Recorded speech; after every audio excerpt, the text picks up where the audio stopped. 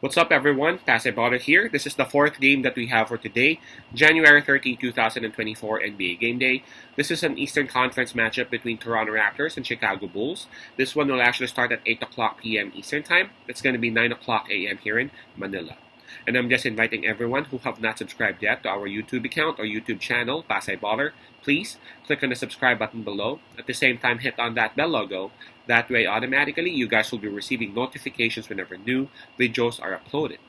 Approaching this game, Toronto Raptors, they have a record of 16 wins and 30 losses, while Chicago Bulls, they got a record of 22 and 25.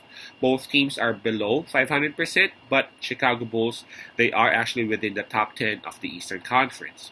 We all know that we actually provide free picks right here in our YouTube channel, but for those who would want to avail our premium picks or premium packages, you might want to reach us through Instagram, Telegram, WhatsApp, or even a Messenger account. You can just go ahead and take a look at the descriptions of our videos and you would see the details right there. By the way, the spread that is given is -6, and that's given towards Chicago Bulls. Chicago Bulls would have the home court advantage on this. Not only that, they also have the advantage in terms of momentum as approaching this game. They are coming off a win, and for their last 10 games, they have actually won 6. For Toronto Raptors, approaching this game, man, they are on a slump. They are on a 5-game losing slump, and for their last 10 games, Toronto Raptors, they have only won once. In terms of fatigue, well, both teams actually had their rest last night. Is that correct? Yep, that's correct. Both had rest, so we can just skip that part. And let's just go ahead and take a look at the health and availability for both teams. So let's start with Chicago Bulls. I see 4 players confirmed out for tomorrow. For tonight. It's tomorrow right here because I'm in the Philippines. It's Lonzo Ball, Craig, Levine, and Patrick Williams. So again, 4 players confirmed out for Chicago Bulls. Now let's take a look at Toronto's situation. Where is it? Right, for Toronto Raptors, Marcus Noel, RJ Barrett are both confirmed out for Toronto. And we have Bertel listed as questionable, and we have Emmanuel Quickly listed as doubtful. Right, so 2 players are confirmed out. That includes RJ Barrett. Manuel Quickly is listed as doubtful, so the likelihood of him playing is not really that high. And we have Jacob Bertel, their big, is still listed as questionable. I'm gonna make this one quick.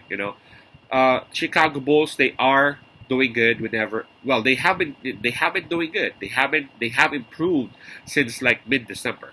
And I know I said earlier that their record is at 22 and 25. They are still below 500% mark, but at least they are at number 9 in the Eastern Conference, and they just have to, get wins like this against, a weaker team for them, for their record to improve.